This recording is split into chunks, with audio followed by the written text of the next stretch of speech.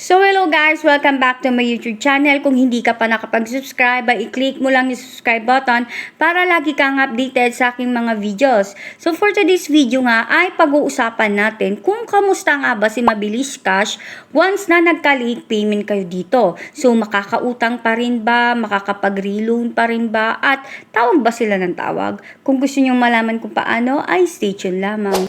So 6 months ago, una akong nagkaroon ng Mabilis Cash at sa 6 months na yon talaga namang nagagamit ko siya. So ipapakita ko sa inyo yung history ko dito at kung magkano na rin yung total na na-loan ko sa kanila. Kita ninyo, nakautang na ako ng 10,000, ng 10,000 ulit, tapos 25, tapos 5,000. So, nakailang loan na rin ako sa kanila. So, dahil nga every 15 days magbayad dito, ay talaga naman minsan nalilate ako ng 1 day, 2 days, at kapag nalilate ako ng ganun, ay tumatawag naman sila, pero hindi ko na rin naman sinasagot.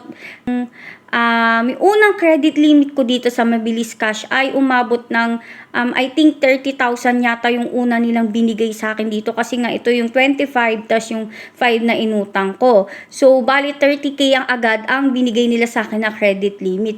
So ang alam ko umabot to ng hanggang 70 or 50,000 yung binigay nila sa akin na credit limit. At kahit na malita ko ng 1 day or 2 days lang is nakakapag-reloan pa rin ako paunti-unti. Pero nung isang beses talaga is nakalimutan ko siya, although may mga reminders na nakalimutan ko talaga magbayad ng umabot yata ng 5 days. Nung naalala ko, bigla-bigla ko na rin siyang agad binayaran. Pero yun nga, sadly, nung nagtatry na ako umutang, ay hindi na ako pinapayagang umutang. So ito yon yung unang-una kong try na mag-reloan, which is nung March 11, nag-try ako umutang ng 15,000, hindi ako pinayagan nila umutang or nag-failed siya kasi yan yung nakalagay. Tapos, ang sabi nga dito is, bayaran ko lang daw muna yung mga previous loan ko or magbayad daw muna ako na magbayad para makapag-reloan ako. So, dahil nakailang bayad na ako noon, nag-try ako ulit nitong March 12, halos 1 month before na, so nakailang bayad na ako doon, at least 4 times na siguro kasi every 15 days nagbabayad dito. Pero yun nga, nag-failed pa rin siya at tignan nyo ha, mababang amount na lang yung pwede kong utangin dito kasi siguro 5,000 na lang yung binigay nila na amount na pwede kong utangin. Pero ang bala ko nga lang utangin is 4,000, pero hindi pa rin nila akong pinayagan or nag-failed pa rin siya. Tapos, nag-try ako ulit kasi sabi nga, magbayad lang daw ako ng magbayad.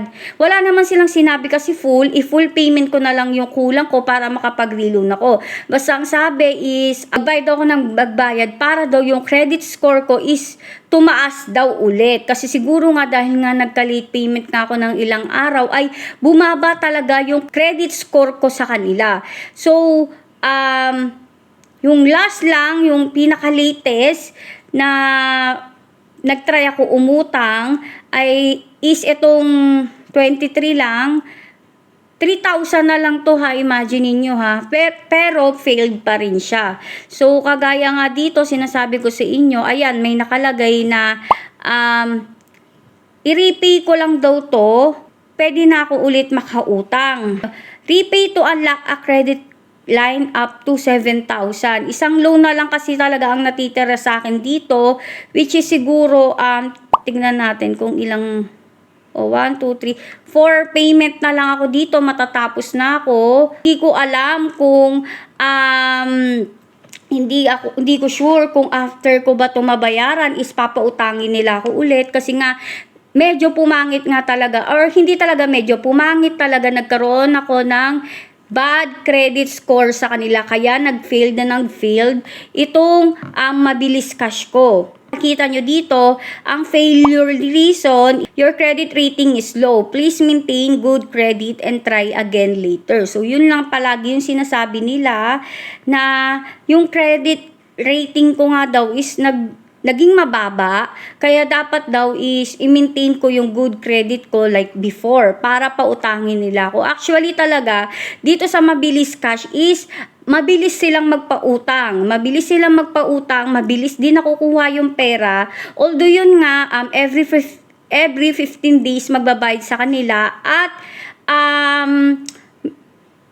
medyo kalakihan din talaga yung interest nila dito. Pero kung need mo talaga ng pera, isa sa talaga sa matatakbuhan or magandang takbuhan is itong si Mabilis Cash kasi malaki talaga sila magbigay ng credit limit. Hindi ka nila titipirin talaga.